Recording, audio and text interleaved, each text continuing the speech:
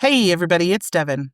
And your mom, Kate. You're not my mom. Well, maybe not your mom, but all of your mom. Welcome to Medcrimes.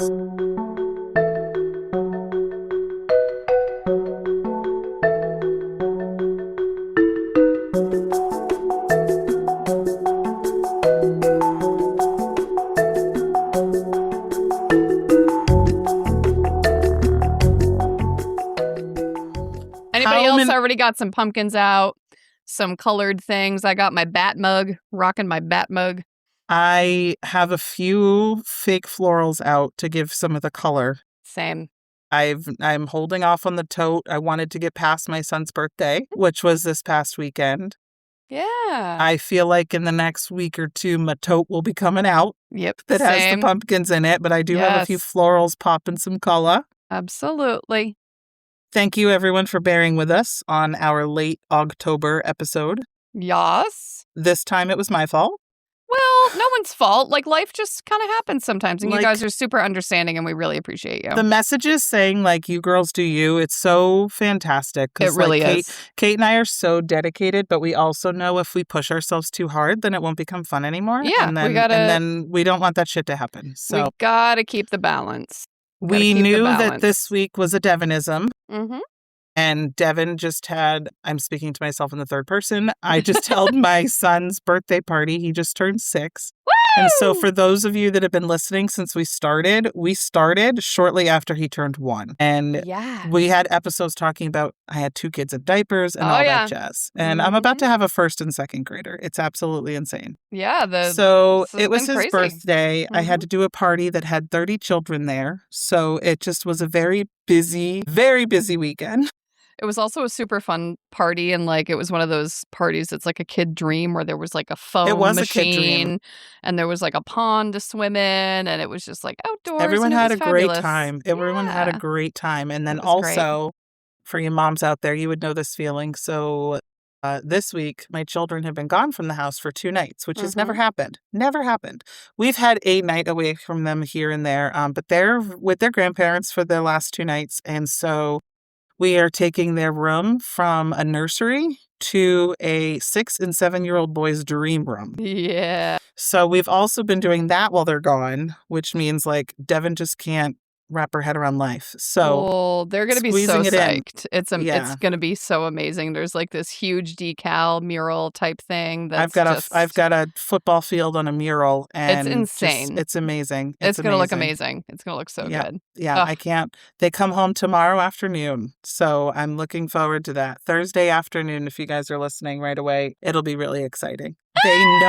They know that they're getting a new decorated room because we asked them what theme and stuff like that. And they were there when we picked out the paint color, but they know nothing about the decor and what we did to meet their theme. Exactly. So very exciting. They each had little requests. So it's been fun. It's been a fun 36 hours getting it together for them to surprise them. Buddy. So thank you all for understanding. I appreciate it.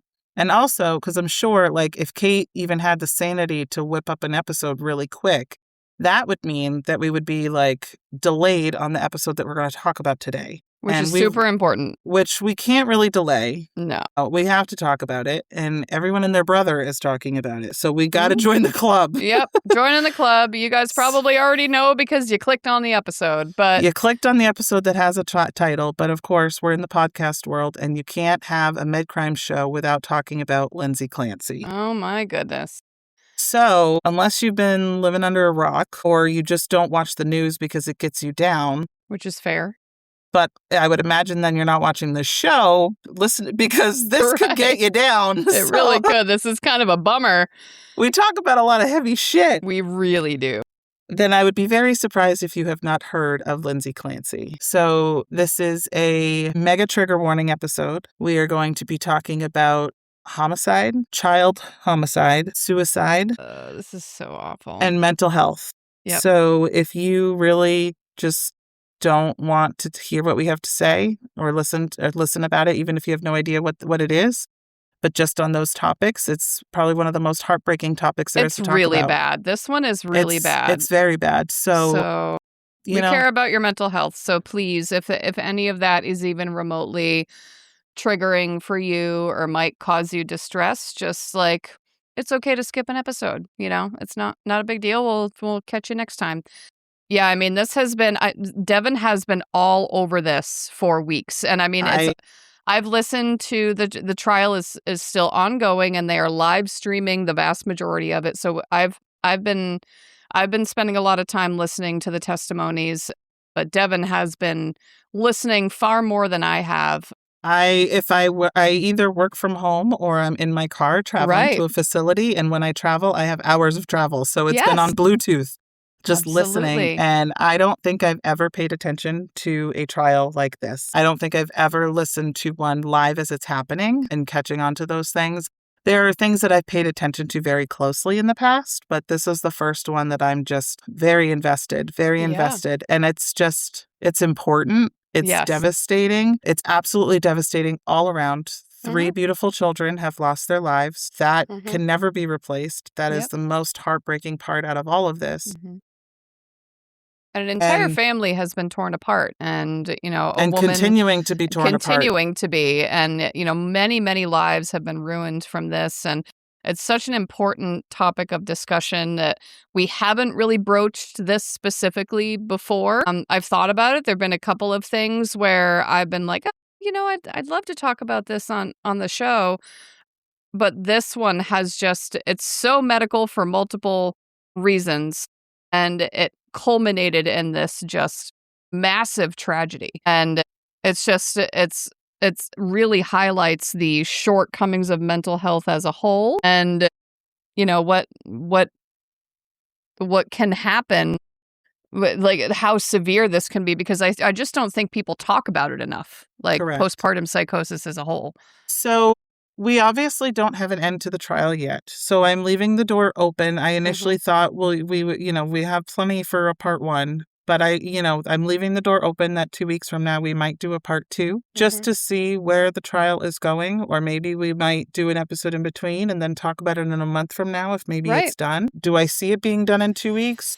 Doubtful at this rate. I think it's doubtful. Maybe it'll be done, but I doubt we'll have a jury decision. Who knows? But so I definitely think we're going to have a follow-up episode soon. Yeah. It may not be the next one, but I think when the trial is close to the wrapping up, happens, or it's been concluded, I think we'll just kind of, do a mini part 2 or something to just kind of talk about it. But for us, we're going to, obviously, if you have no idea what we're talking about and now we've gotten you intrigued, we're going to get into the details of what happened, but we are going to focus on the previous months leading up to the incident. All right, we have a Patreon real quick before we dive into the nitty-gritty. Who is this beauty? This is Rhonda Morrison. Hey, Rhonda. Okay, Rhonda. You know what you are, Rhonda? You're a wyvern. You know what a wyvern is, Devon? Not a freaking clue. Okay. Wyvern are giant winged serpents. They're similar to dragons, like same size, same somewhat idea, but they don't have like a set of arms. Like, how dragons have like the legs, the arms, and the wings. The wyvern don't have the arms. They're literally like a snake with one pair of legs and wings. They're even have like T-Rex arms? No. And they're way too cool for that. They're wilder, they're freer, they're more like untamable. And some of them even have venom in addition to being able to breathe fire. So in my opinion, they're actually a little bit cooler than dragons, but I digress. Anyway, Rhonda Morrison, you are a very cool wyvern. There you go. Welcome, Rhonda. Yeah, Rhonda buddy. the wyvern. Welcome. So before we get into the details, I want to preface, if I was one of those 18 members, I literally have no idea. Okay? God. I'm going to just tell you that right now. I am completely split down the middle. I do see the things on social media. Oh, yeah. And I'm going to say right now, at this moment, I could probably agree with either side. I could agree with this was premeditated. I can also agree that this was an insanity psychotic episode. For sure. I see. So really, I think so who knows? So before people start coming at us that we're, incorrect for either side, right? It is definitely one of those hot topics where people are leaning. I do feel like there's one way that I lean a little bit more than the other, especially with some of the recent testimony that's come out that I do want to talk about when we do this tonight. But I truly can see this going either way, and I just don't know. So I'm just letting you know there. Like, before we know, you come at us. This So is a very she did this. emotional. She did. She There's did no this. question. We are not going down the Frida McFadden TikTok trend of trying to investigate the husband. Say, this is not a Frida McFadden novel. The TikTok is blowing up with all these crazy wild theories, and it's like, you guys, she has admitted to. We know that she did this. Like, there's physical evidence. She remembers doing this. She did this. To validate some of that stuff, there are some crazy things that don't make sense that do raise a question. However, it's not going to be like some miracle thing at the end of it that all of a sudden she's innocent and she's out and now they're investigating someone else. That's not happening. I do not see that happening. So I just, But anyway, so to get started with it on some of the details, right? So we're obviously talking about Lindsey Clancy. And Lindsey Clancy was a labor and delivery nurse at Mass General Hospital. So she worked as a nurse for several years, married to her husband, Patrick Clancy, and they had 3 beautiful children. Their children were Cora. She was born on December 24th, 2017. There's too many sevens. Eve baby. She was a Christmas Eve baby. Dawson, who was born in September of 2019, and Callan, who was born May 26th of 2022. Cora, Dawson, Callan, right? Cora, Dawson, and Callan. At the time of their death, Cora had just turned 5. Dawson was 3 and Callan was 8 months old. So it's absolutely tragic. 3 children have been murdered. Had this not happened, they would be here today. Mm-hmm. And there's no getting around that. There's absolutely no getting around that. And definitely, if this was a premeditated act, you deserve the worst. You deserve the worst sentence. For sure. But that is why our legal system has a jury, and it's up to them in the room who have not been listening to TikTok and social media and listening to the facts in the courtroom and seeing all the evidence will make that determination. Right. Thank you, Devon. You're welcome. So before we get into what led up to this, I think we should just get right to the day. Yeah, I think we're going to get right to the day, and then we're going to talk about what led up to it. So January 24th of 2023 is the day that everything changed for the Clancy family. Earlier in the morning, Lindsey had taken her daughter Cora to a pediatric appointment. She had had some accidents at school the day before, which was very unusual. And she was complaining of some stomach pain, so she took her to the doctor to kind of get that checked out. This is important because it does play into effect later on in the evening as Cora needed some medicine. They wanted her to have some Pedialax, which is a laxative. So they needed to pick some up. That's what the doctor recommended to help her stomach. Right now, this was a typical day. Patrick was working from home. Lindsey took her child to the doctors. They came home. They built a snowman. There's a picture out there, part of the evidence of the snowman that they built on the day of the murders. And she was sending pictures of the snowmen that were built to family members. So later on, the day goes on as normal. Everybody's having a typical day. And then later on in the evening, this is where things take a turn. Lindsey decided late in the afternoon that she didn't have time to make dinner or to think about dinner, which happens to me all the effing time. This happens to me like 4 days a week.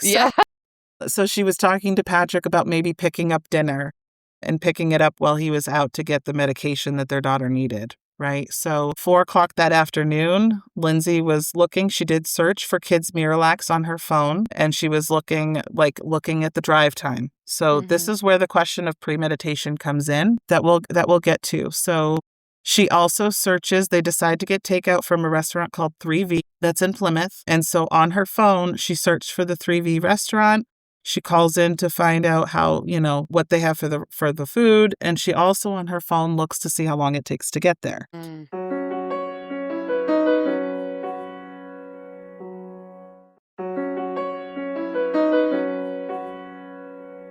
So they're texting, between 4 and 5 o'clock. They're making their plans for the evening. She's called CVS to make sure that they have the children's Miralax. There's been some discussion about who calls. You just go to the store and you find out or what have you. But also, if I remember correctly, this was the time during COVID. The stores were out of a lot of shit. That is very true. Very true. The stores were out of a lot of shit. So anyway, she calls the store. They confirm that they have the Miralax.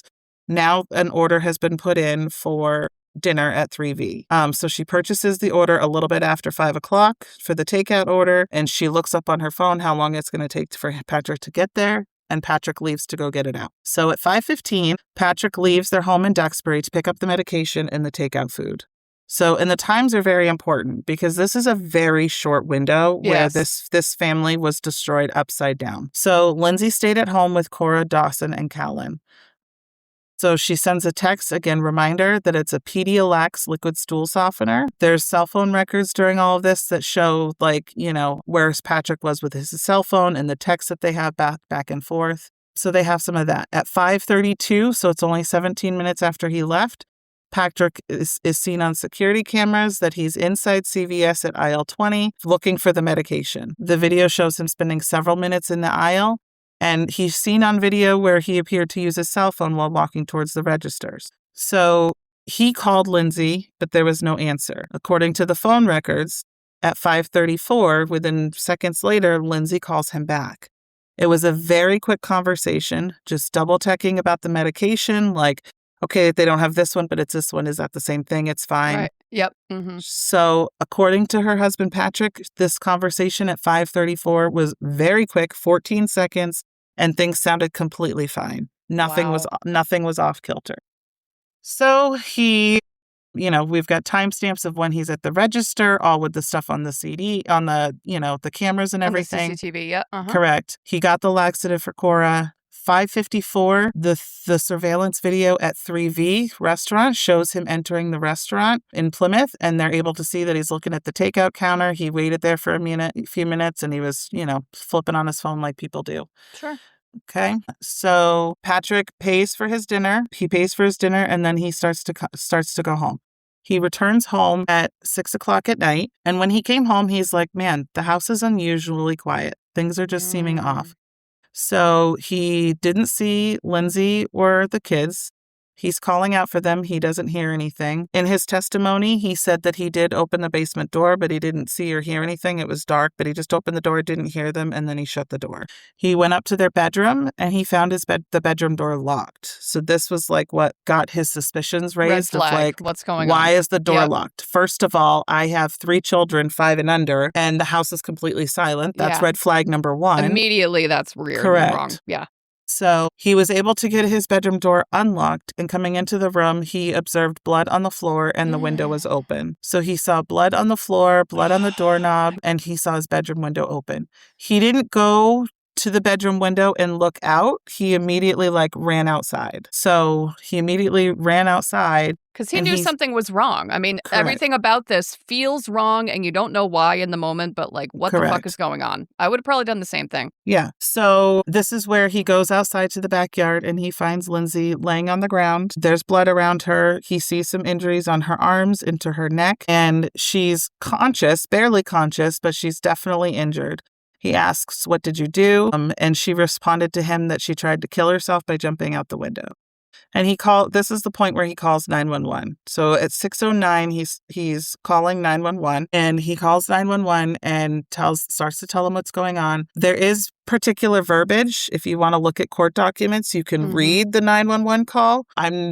I can't read it without crying, so I'm not going to. So you can look it up. We can't hear the 911 call, and I'm absolutely okay with that because from what I understand, it's probably the most horrifying thing that anyone can hear. Jesus Christ. This is giving me chills just hearing the play-by-play of that night. Just thinking about what like you said, a brief window of time this was and how exceedingly normal the interactions that Patrick had with Lindsey leading up to this moment, throughout the day. And yes, it was known that she was having a lot of disturbing psychiatric issues, which I'm sure we're going to get into in days and weeks prior to this. But this is just, oh God, it makes me want to cry and shake and just, this is awful. This is awful. I am so far deep down the rabbit hole with it and just so invested in what happens because I think regardless, whichever way it's going to happen, this is something that's changed how people see the mental health industry or 100%. validates the issues that we have with mental health and everything. So, but it's just awful that it takes this to also we've always been having conversations about the problems with the mental health world. Exactly. But the fact that this brings even more attention as to why, things need to be fixed is just awful. It's heartbreaking. You are more than welcome to go find the dictated version of the 911 call if you so wish. I cannot read it. I can't. So some details I am leaving out for you. I have read it once and that was enough. Oh my So goodness. I don't think I've read it.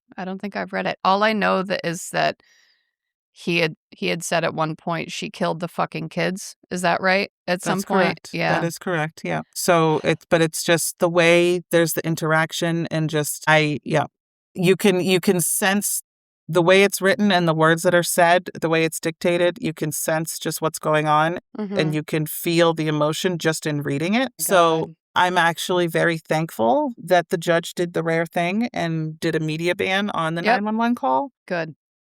So, all right. So with that, during the time that he's on with 911, he's calling 911, letting him know that Lindsey tried to kill herself, that she jumped out of the window, that she's hurt. While he's on the 911 call, he asks Lindsey, "Where are the kids?" He says, "Where are the kids?" And she replies, "They're in the basement." So he's still on the phone with 911 when he goes into the basement. And this is where he finds all 3 of his children in the basement unconscious. They are all unconscious, lying on the floor with exercise bands around their necks.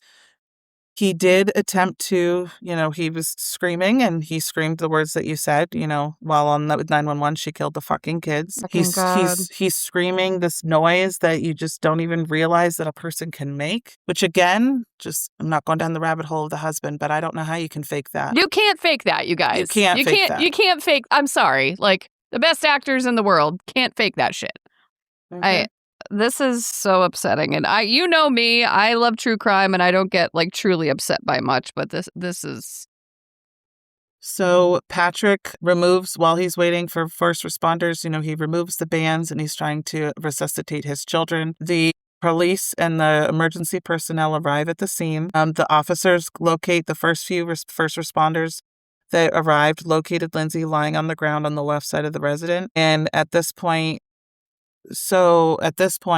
Patrick was with her, and he was again saying to her, like, "What did you do?" He goes back into the house to check on the children with the officers. And then this is obviously when it blows up. The officers see the children in the basement. Patrick is absolutely distraught.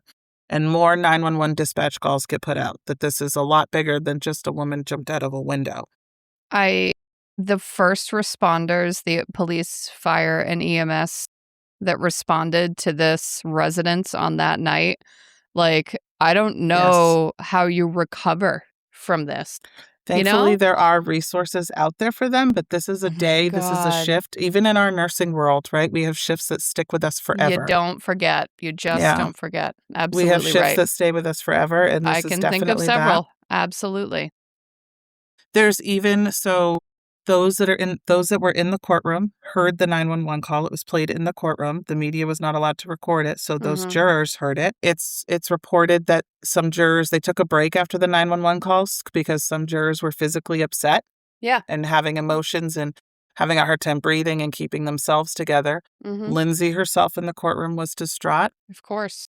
And I've been told, again, just by some reports and conversation, and it's credible reports, that they do have resources for court personnel and jurors when they encounter tragic stuff like that, and counseling and help them through what you've witnessed and what you've heard. Because I'm not going to let you know the position that my family member is in, but my family member is in the courtroom every single day. I have a family member. She's got a personal connection to this. Yep. And they are in the courtroom every single day. And so, it's just absolutely devastating. I sent a message to my family member, not expecting a response, just letting them know that I was thinking of them. Yeah. Because I knew that they were going to hear and witness some absolutely incredible, awful things. So here's where we obviously start getting into first response, trying to resuscitate the children, investigation. EMS personnel are trying to revive the children if they can. all of that. It's chaos. It's chaos. It's a madhouse, and it's serious, and it's tragic. So the officers in the basement, they locate Cora Clancy, Dawson Clancy, and Callan Clancy. Cora and Callan were lying together, and Dawson was in their back office room. So Dawson was not in the same area of the basement as the other two. Each child is unresponsive and not breathing. They're doing their life-saving measures. Cora and Dawson were transported to Beth Israel Hospital in Plymouth, and Callan was eventually transported to Boston's Children's Hospital. He wasn't transported there right away. He was transported, I believe it was to Beth Israel, but I could be incorrect on that. But we'll get to Callan in just a minute because he's a little bit separate. But he was not at Boston's Children's initially. Lindsey was taken to a Boston hospital. It was South Shore Boston Hospital for treatment of her spinal injuries and her wounds that she had, the wounds that she had on her neck and on her wrists. So this is, they're working on working on a crime scene, taping everything off, securing the home. And in the evening, so that evening, Cora and Dawson were both pronounced dead at 7:28 p.m. at the Boston hospital that they were at. There was never any signs of life from either of them, and they were pronounced right away at the hospital. They did work on them for about 40 minutes, but to do their best, but nothing came of it. There was no signs of life. At 7:00 that night, there's a trooper that's at South Shore Hospital because at this point they're keeping all eyes on Lindsey and having an officer with her the whole time. Yep. So Callan was at the same hospital as his siblings, at the same hospital in a different trauma room. They actually did get a pulse on him. He was able to get a pulse when they're doing their resuscitative measures. So once they had his heart beating, they were on the phone with Boston Children's, and they did a medevac to Boston Children's. So Callan, the 8-month-old baby, the smallest of the three, is still alive at this point. Oh my God. So he's still alive at this point, and he is transported medevac to Boston Children's Hospital. And referring to Callan, I'm just going to skip ahead a little bit because I believe it was January 27th. So this happened, remember I said on January 24th. Callan survived for 3 days before 11:18 a.m. on the 27th, when he died at Boston Children's Hospital from complications of his injuries. Holy fuck. This is just so heavy. This is one of the heaviest things we have ever covered. There are no words. I am like tearing up because that's mom, when you're a kid that age, that's your mom. And you go to mom for everything. Mom is the center of your life when you're that age. And the fear and the confusion and the panic that those kids must have felt in those moments is just indescribable. Devastating. And, and there's no reports on who was first. We don't know who was first. It might be presumed that the baby was last just because he was the only one that they were able to survive. Right? And he was immobile. Yeah.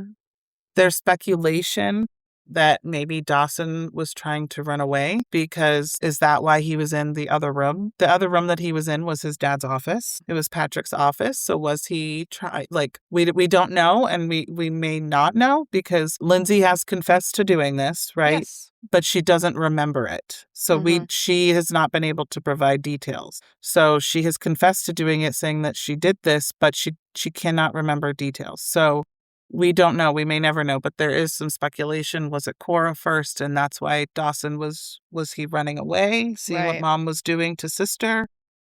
And the baby was I don't know. We won't know. Ugh, I so can't sad. fathom it at all. Nope. So we're getting that day out of the way. I'm describing what happened because that's what brings us to the rest of what we're talking about. And this was 3.5 years ago. Part of what has taken a long time to get to trial is, number one, Lindsey and her recovery. She was in the hospital and in rehab for a very long time. We know investigations take a very long time. COVID played a factor into it a little bit, but a lot of it has been Lindsey's health because she is now paralyzed from her spinal cord injuries. So she cannot move. She cannot use her legs. She will never walk again. She will never, have normal bowel and bladder function. Like, Mhm. she is a paraplegic. So she's had to go through her medical stuff and then rehab, and then went to a mental facility and all sorts of evaluations on her capacity. Can she participate in this? And so it's taken a It's a very big long time undertaking. There's a to lot. get. It's taken a very long time to get here. So what's rare in this case is that we don't have a defendant pleading not guilty, I didn't do this. We have a defendant saying, I did this, but I'm not guilty because I was not in control of my body. Massachusetts calls it not criminally responsible. It's commonly known as the insanity defense. Right, like by reason of insanity. Correct. Right. Mm-hmm. Which in most cases, it's like oh yeah, sure, you're just trying something far-fetched because this is legitimate. all the evidence leads to you, right? Yeah. And I even first, when I heard about it, I'm like, what? Are you sure? What? Right. But then leading up to the trial and the pre-trial, and I remember the first time messaging you, and I was like, should we touch upon this case? And you were wondering if it was medical enough, right? Oh, it's medical. Yep. You were It like, sure oh, hell is, yeah, it because is. You got to learn more about it. Once I said, oh, we're talking about, potential postpartum psychosis here, and the potential lack of treatment that there was given to her, right? And I'm saying potential because I want to say all of that is alleged, right? Everything is alleged. There's lots. Yep.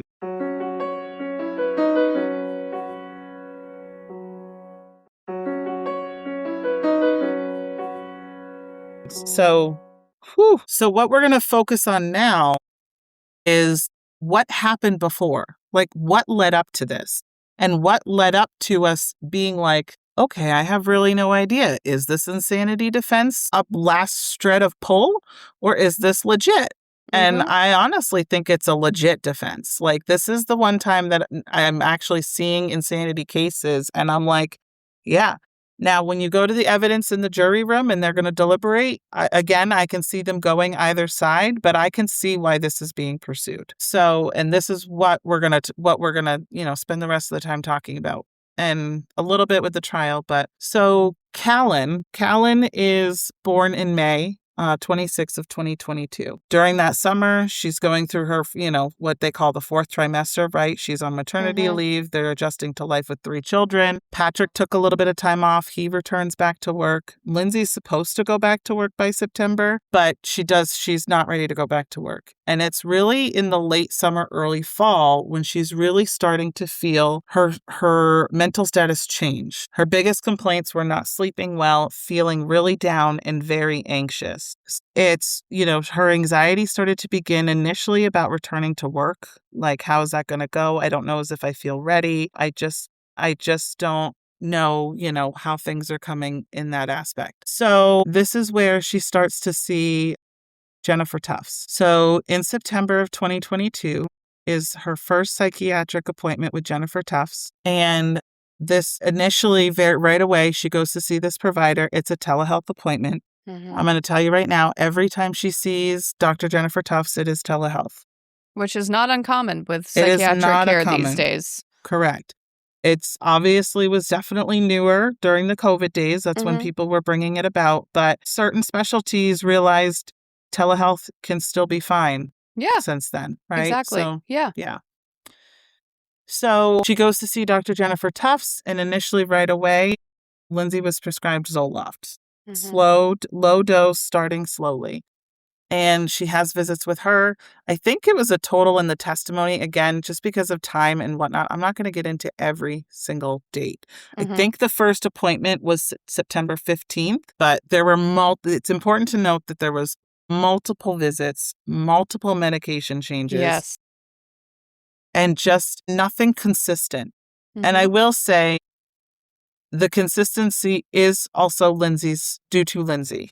For sure. It sounds like, when I was reading it sounded like there were a lot of times where she would like take a med for a couple of days and then stop taking it, or take it not as directed and kind of give up on it and reach out and ask to try something else, when it's like one of those meds that you really can't do that with, that's not the intended am I right in saying right that? Yeah. So for sure. And that's with a lot of these meds too, right? We know with these types of medications that she's going on, they take weeks to get to a therapeutic effect. Yeah, it's a You always cumulative. have to start low and then increase the dose and get to a Mhm. therapeutic level. I think Lindsay's anxiety played a part into why she never was on the medications that long. Yes. And a Yeah. lot of people are placing blame on her for that, like that Mhm. she didn't give the medications time to work. I don't place blame on her for that because I think her anxiety at this point was so far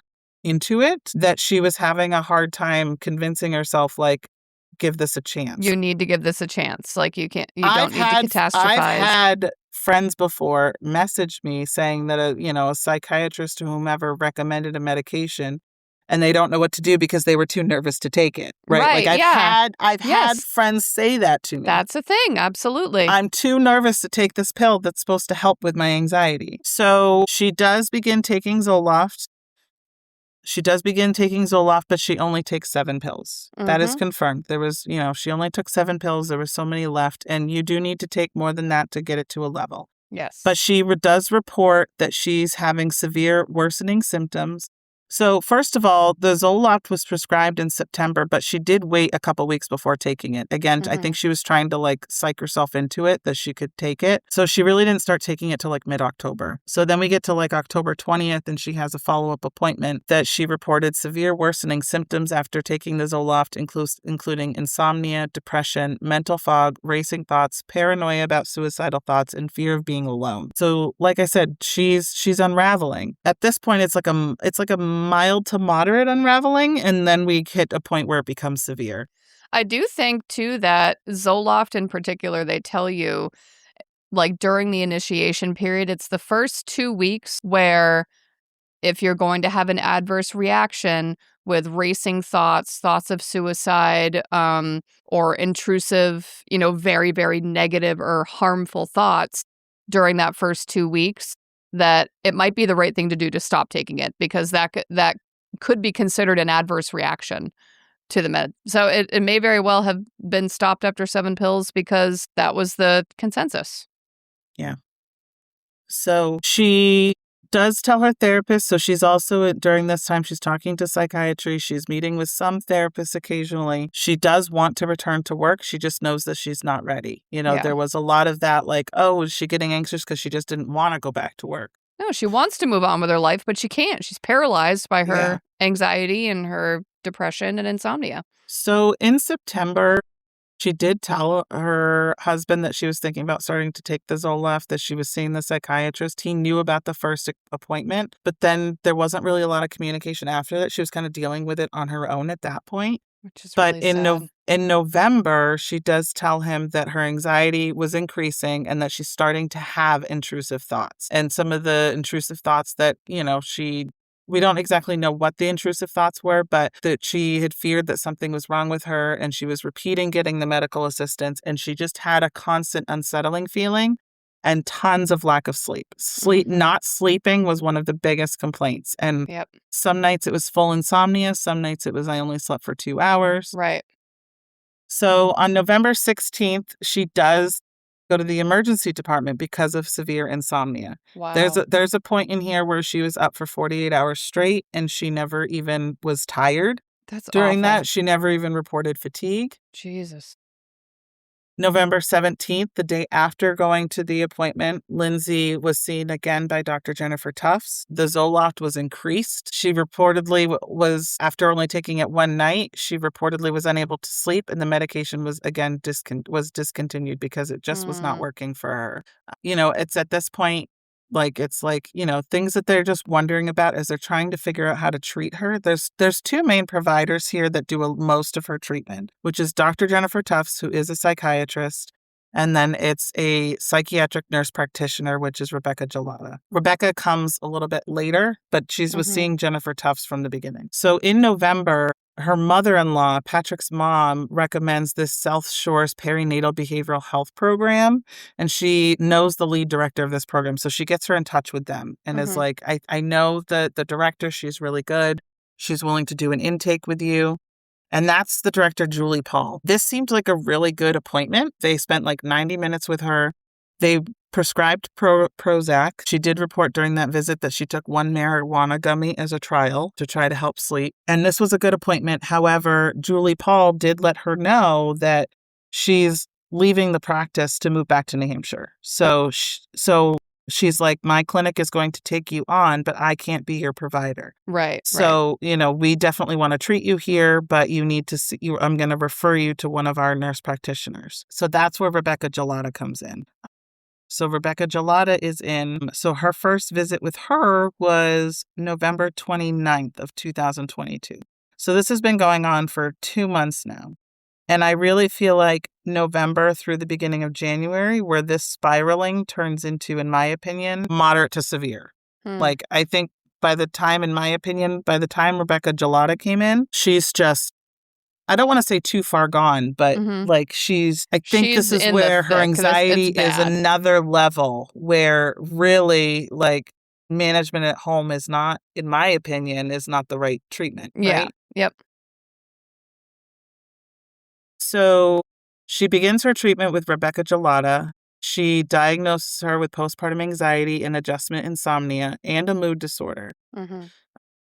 She reported feeling anxious, nervous, or on edge nearly every day during the previous 14 days. She reported difficulty stopping or controlling her worrying almost every day, and being unable to relax. She was not described as irritable, but she was reported being afraid that something bad might happen. She also reported diminished ability to laugh or see the funny side of things, anxiety without apparent reason, little anticipation or enjoyment of things, and feeling scared or panicking without good reason. At this point in time, she is prescribed Seroquel. And initially, when I'm like, so she's been on several few meds at this point. I'm kind of, for time, going through on a broad overview. But I've only mentioned the Zoloft, but she's been prescribed at this point, not all at the same time, but she's had medication changes of Zoloft, Prozac, Ambien, Remeron, Klonopin, Ativan, Seroquel. So, and now we've moved into the antipsychotics. And at first I was like, is this the psychosis? Right. Rebecca Gelada did it for sleep. So that's why her reason for it was a low dose. I guess it can be very therapeutic for some people for sleep. It can, for treatment-resistant insomnia. It is a thing. Yes. Absolutely. Yep. So that is the underlying reason. Like when I was first seeing this, I'm like, okay, so someone thought she was psychotic to prescribe an antipsychotic. But so throughout December, she continues to receive treatment. So she's seeing, and really through December, and if you're up to it, pay attention to, was it yesterday? I think it was yesterday's testimony. There's hours of testimony from Rebecca Gelada. And I will say I was impressed. I still had thoughts, but I was impressed. Yeah, absolutely. She carried herself very well. She did. She spoke well. She knew her shit too. You could tell she really testified a hell of a lot better than Dr. Jennifer Tufts. Yes. We'll probably get into Dr. Jennifer Tufts, and I'm going to tell you right now, I can already see us doing a part 2 because there's just so much to say. Yes, there's so much. So there's so much to say, but so she knew her stuff. That doesn't mean that I don't feel like she missed things, Rebecca Gelada, because I do. Sure. I do. Sure. In my non-nurse practitioner opinion.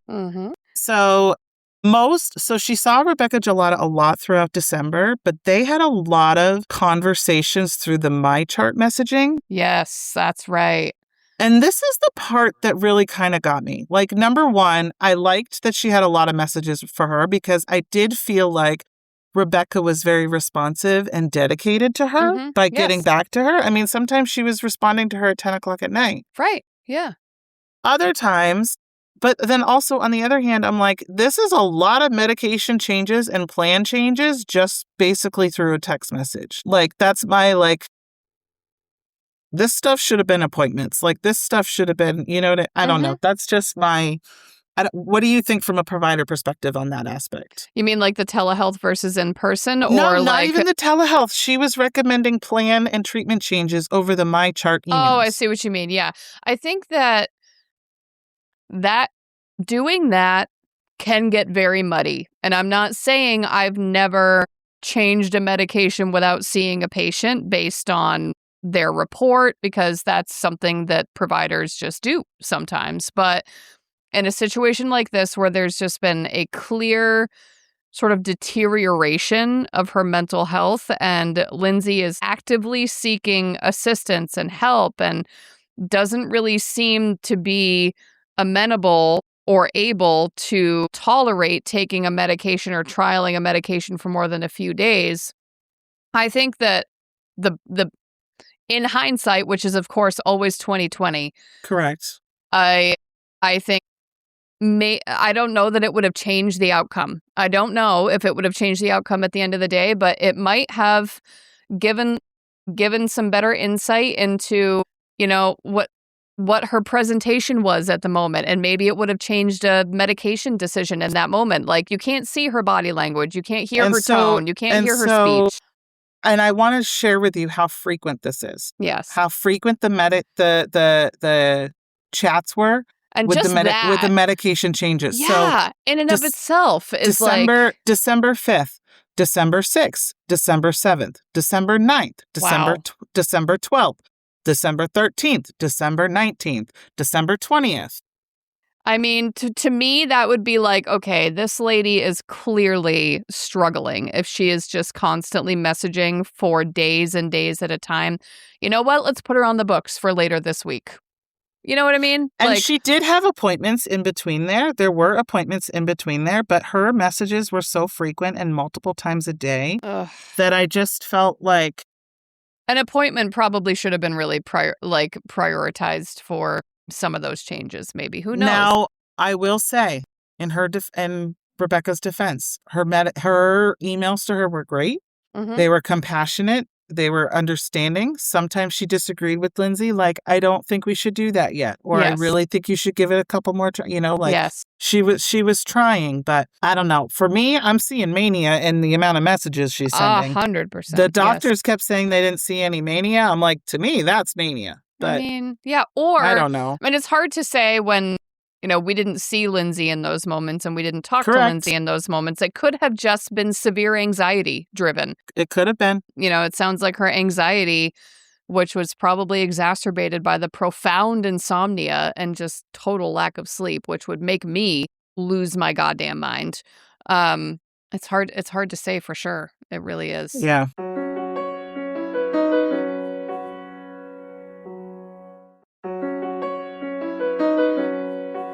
This is so sad. So her husband finally attends one appointment on December 7th with Rebecca Gelada. At this point, he hadn't attended any of her appointments. It was a telephone appointment, but this is one that he did attend to just try to find out, like, what is going on, yes. right? What's going on? Find some information because Lindsey is getting worse. December 9th, he also places a call to Rebecca Gelada's office because she continues experiencing panic and suicidal ideation. So he's starting to get a little bit more involved at this point. Again, hindsight, I think he could have been a lot more involved still. Mm-hmm. However, at least he was showing some signs by that point in time because there wasn't really a lot of his activity in this before. So mid-December, we're now taking Valium and we're up to 200 milligrams of Seroquel. She's worried that she's addicted to Ativan because Ativan's the only thing that helps her sleep. So she was anxious about that she wanted to keep taking it because it's the only thing that would help her sleep, but she was worried about that. So at this point, she is being referred, like her providers do see that she needs more. She needs a partial hospitalization program. They are recognizing that. This is just where it gets really kind of dicey because she contacted the Women and Infants Hospital. This is in Rhode Island. It was a place that was recommended to her. She does go on December 20th and voluntarily enters the Women and Infants Hospital Day Program. She reports passive suicidal ideation beginning after starting Seroquel. Now, so like passive suicidal ideation is different than active suicidal ideation because if passive is like a desire to no longer be here, a desire to die. I want to die. I don't want to be here anymore. But active suicidal ideation is I am going to kill myself and this is my plan. So just for the people that aren't familiar, that is the distinction there. And that has been a big part of the trial. Yes, that is a big part of the trial because we hear consistently she had no plan. She had no plan. This woman was incredibly service connected. This woman had a profound mental health issue, reached out for help several times. There were many, many, many cooks in the kitchen, and she was incredibly connected to services. And this outcome still happened to her family, which is just And I will say, so hard. I feel like she got appointments relatively quickly. Yeah, she did. I think she got, which is like surprising, right? A lot of people can't even get appointments to see people or get a referral to a day program or something like that, it's right? very difficult. And she got them. So sure did. Like I said, there are holes in the system of her care. Yes.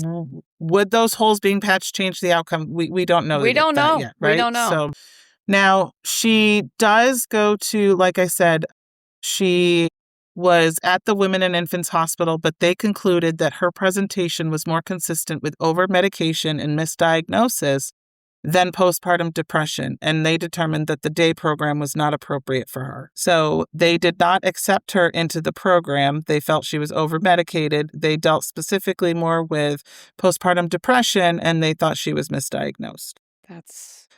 They kind of did a little wipe their hands of it and moved on. So that was a day program at the Women and Infants. That was a partial day program hospitalization. Now, December 31st of 2022, she self-admits herself into McLean Hospital. And it's one of the better psychiatric facilities in the country. Good. And she is admitted to McLean Hospital. She's keeping her journal. She kept journals throughout this entire thing. That's right, yes. So what is also heavily discussed in the trial is that she was there for 5 days over a holiday. So she goes in on December 31st and she leaves, I think it was the 5th. She leaves on January 5th. So she's there, and according to her and her husband, not much happened there. They're testifying to the fact in their civil lawsuit that it was a skeleton crew, that she didn't have a lot of treatments, that she was there sitting in a room playing Play-Doh. Yeah. But during this treatment while being with them, she allegedly expressed concerns about harming herself or her children, and that she expressed the concerns, and this is true. She had expressed the concern about harming her children to her husband weeks before this happened. That takes a lot of guts, in my opinion. To say to your husband, I'm worried about killing the kid or harming the children. That is getting very, very, let's lay it all out on the table. And that is the biggest cry for help, I think, in this whole thing. There was a testimony from the psychiatrist from McLean. It was a pretty tough testimony to listen to, partly because she wasn't very well spoken, but she had a lot of answers of things that she could not recall. And it was definitely really tough. I think there's more to come on that. So several of the providers that are testifying for the prosecution are part of a civil lawsuit from Lindsey and her ex-husband, Patrick, which I do have printed up, but we're probably going to end up getting to that in part 2. Yep. So she is discharged. Now, she was discharged after 5 days. There's reports that she asked to be discharged so that she could go to her daughter's birthday party. The providers did feel that she was not unsafe to leave. She wasn't under involuntary admission. Right, yeah. So she had the right to discharge herself. They did not feel it was against medical advice, because if it's against medical advice at a psychiatric facility, they will then try to file to hold you there, right? Involuntarily, because it's a safety concern for yourself or others. They did not, because again, they felt like it wasn't active suicidal ideation. Yep. She goes back to Dr. Jennifer Tufts in January. So at this point, she's gone from Tufts in September, October, November to Gelada in November and December. Now she's back to Dr. Tufts again. She's seeing a mental health counselor during the same time. January 12th, she reports persistent depression, no motivation, and desperation for an effective treatment. January 16th, this is a week before the tragedy, she's reporting continued depression, emotional numbness, and forced bonding with the baby, and had a flat affect. Who's 8 months old at this point. Correct. On January 13th, she did have another appointment with Dr. Tufts. So this is the day before the murders. The recommendation was to increase her amitriptyline. That is another medication that's been introduced at this point. All during these providers in all of the months, have said that she has not shown any signs of psychosis. I was going to say, no one has diagnosed her at this point with psychosis. No one has diagnosed her with postpartum psychosis. She has been now only one of the providers testifying has treated anyone with postpartum psychosis, which I believe was Rebecca Gelada. The inpatient psychiatrist at McLean said that they had not seen postpartum psychosis. Dr. Jennifer Tufts had not seen postpartum psychosis. They had all seen postpartum anxiety and depression. However, all of them say that they were screening for the signs and they did not see any.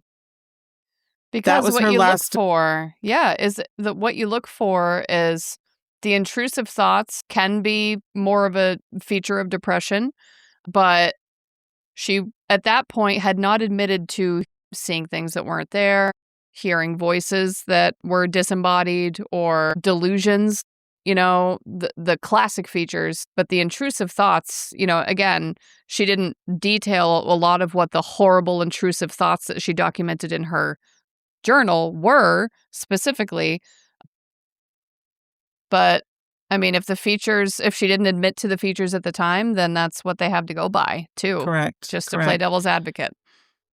So there's a lot, that we've skipped over in this because there's only so much that you can unpack in an hour-long episode. Mm-hmm. I think what we're going to do automatically, I'm going to tell you, we are going to do a part 2 because we're going to talk about the civil lawsuit, which has not gone to trial yet. Patrick and Lindsey have requested a jury trial.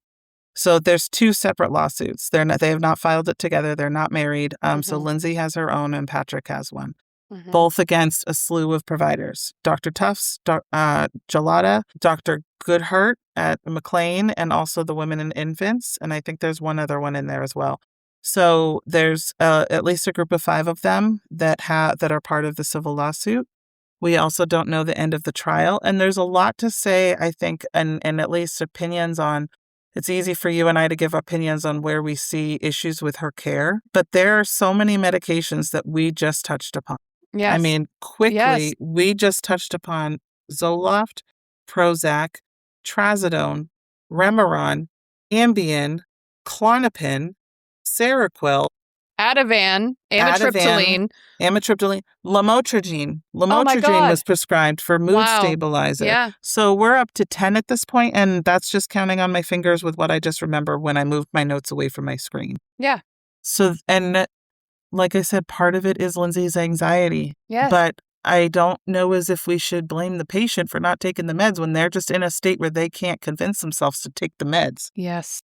I don't know. It's just I have so many thoughts about it. It's so hard, and the system is broken. And the latest update, one of the testimonies that we heard today, is that Lindsey reached out to a crisis hotline in the days before. She did. She called at least twice, and said, I'm having intrusive thoughts. I don't want to be here anymore. And the person that was on the stand, forgive me, I don't remember her name, but she had said that at the time she was demonstrating passive suicidal ideation and that she had no plan, so they could not connect her with any sort of assistance or could not recommend an admission anywhere at that time, which is like, guys, do we have to get to that point? Like, do we have to wait till it gets that? Like, obviously, I do know that we have to do the plan and all that. And, I get it. Look for that. But at what point does not having a plan not matter? Exactly. At what point does I want to die become a problem? Like, no, I don't want to kill. Like, no, I don't necessarily have a plan, but like, because guess what? I want to die. When she finally made a plan, she acted upon it. She acted upon it pretty much immediately, and it annihilated an entire family. So there's a lot more to say. We are going to do a part 2. I think it's a lot to digest between going over what happened that day and what has led up to it. I'd like to touch base on the civil lawsuit that's coming up. I'd like to touch base more on the trial. The trial has been very hard to watch. For sure. For sure. Yeah. So we're going to do this. We're going to do this again because there's just bang this out. There's too much back and forth. It's very important to women's health, mental health. Yes. It's something's got to change. Clearly. She had access to, like you said, she had access to everything that a lot of people don't always necessarily get. Yes. And it didn't matter. And she was an RN, and she recognized in herself the signs that something was very wrong, and she asked for help. And I mean, she got help, yes, but I don't know. This is just it's the worst possible outcome that could have happened, and it happened, Correct. Wrap your So head around. thanks for listening, everyone. Yeah, We're thank you. gonna leave it at that, but we are gonna touch upon it again. If you want to continue listening, you can check us out on Facebook at Medcrimes Podcast, You can find us on YouTube at Medcrimes Podcast. Instagram at Medcrimes Podcast. If you wish to become a Patreon, you can find us at www.patreon.com/medcrimespodcast. You can send us any emails, crazy stories, episode suggestions at medcrimes@gmail.com. Stay safe out there. For the love of God, please. Please. Goodbye.